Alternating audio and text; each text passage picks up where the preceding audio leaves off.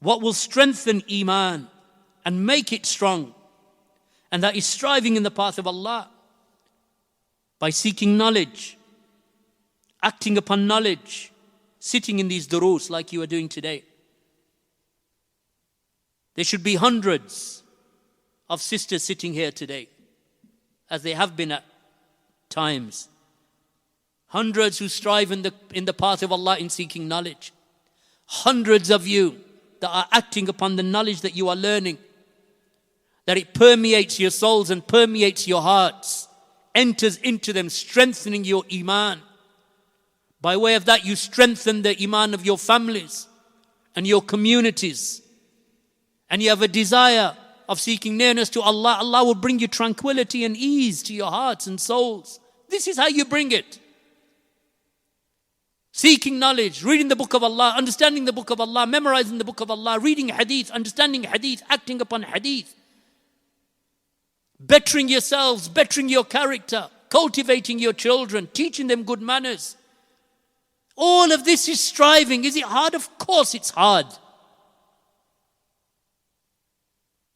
Do you think that entering into Jannah is just by lounging around and sitting and doing nothing?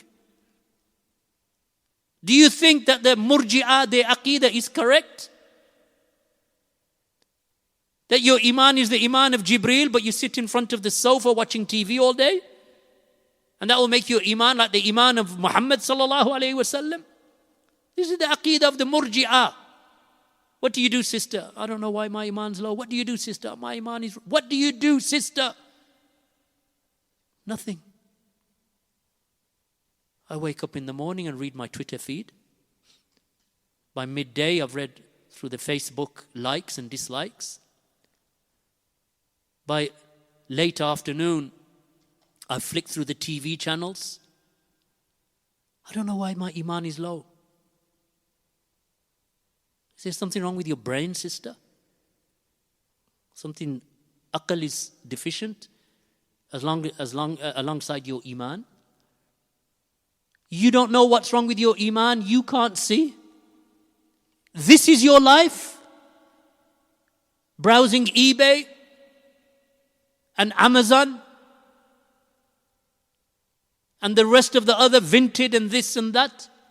That's your life, morning till evening? Then you take a 5-minute break for Dhuhr, a 5-minute break for Asr, and nothing in between? My Iman is low. Why is your Iman low? That's why your Iman is low. That's why you feel anxiety. That's why there's no more pleasure in shopping till you drop. Because those are transient. They are short-lived pleasures. The real sweetness is the sweetness of Iman. The real richness is the richness of the soul and the heart. How do you achieve that? Sit here on a Saturday morning.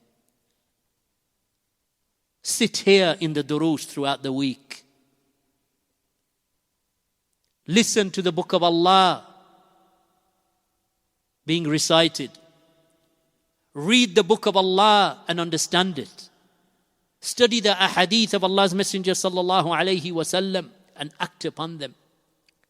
Give in charity and watch your Iman strength. Watch the tranquility. Feel the tranquility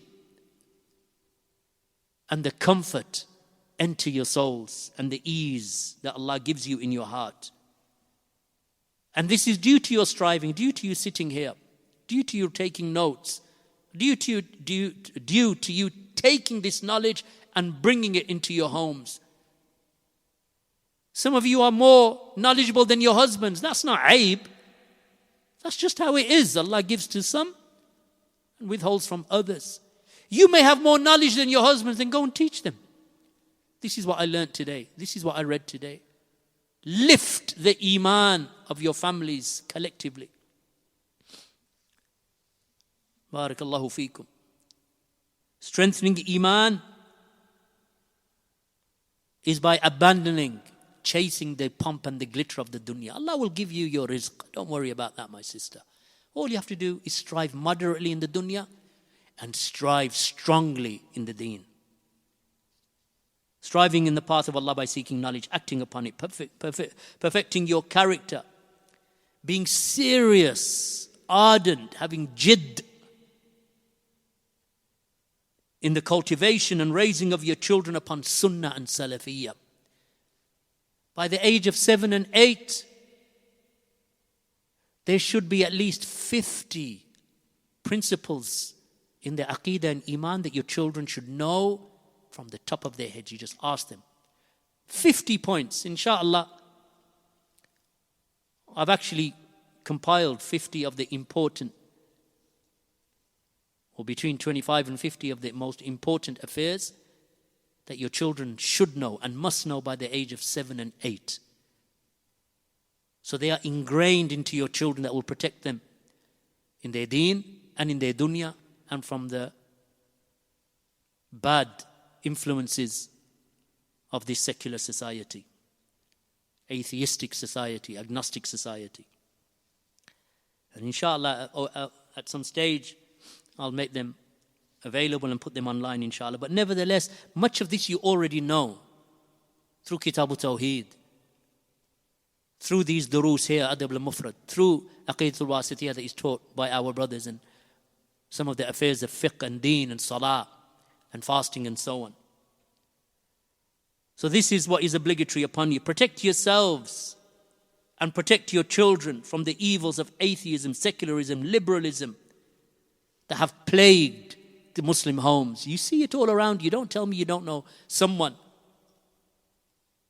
from your family or extended family or from the community that has lost their children to the street, drugs, fornication, even homosexuality, waliyadu billah, adultery. All of you know someone. All of you know someone, some girl who got pregnant outside of marriage, had to have an abortion, as they say. Allahul Musta'an. Oh, she had an abortion. Terminated the fetus. Why? Because she had sex outside of marriage. All of you know someone like this in your families or your communities, among your relatives. Because this is now normal. This is normal. Because it has become normalized. So what do? Follow the trend? You see it happening all around you and then you do the same and then you wonder why the result is the same? It's the peak of not having aql. That you do the same thing over and over again expecting a different result. The result will be the same because you're doing the same. So try something different. And what is that different? Sit in the duroos. Seek knowledge. Bring your notebooks. Write it down. Teach your children. Act upon what you know. Be well-mannered. Be generous. Don't be miserly. Think about your future. Think 10 years ahead. Don't just think till tomorrow. Think 10 years ahead. Think 20 years ahead. Where are my children going to be? Where's my daughter going to be? Where's my grandchildren? Where are my grandchildren going to be? You say, well, I'm only 26. I've only got one child who's 2 years old. How's that child going to be? 2 now when he's 12 or she's 12. How are they going to be when they're 20? Is she going to be wearing hijab? Or is she going to be wearing high heels and sitting in a nightclub getting drunk? Waliyadu billah. Because that happens. That happens. But by then it's too late. That boat has sailed. So protect yourselves from these illnesses of society. Barakallahu feekum.